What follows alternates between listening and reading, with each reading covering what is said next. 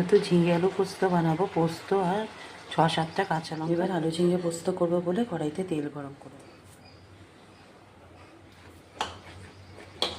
তারপরে কেটে ধুয়ে রাখা ঝিঙে আলু,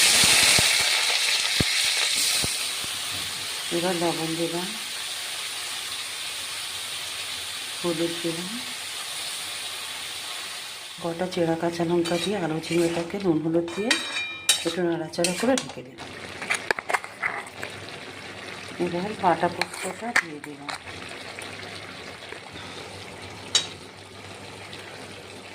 এবার পোস্ত বাটাটা দিয়ে দিলাম, দিয়ে একটু নাড়াচাড়া করে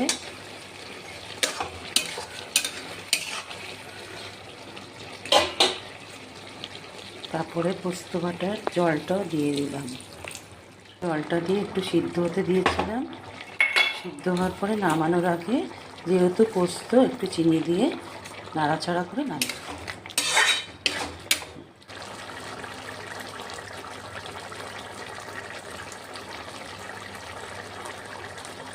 এই দেখুন আলু ঝিঙে পোস্ত রেডি।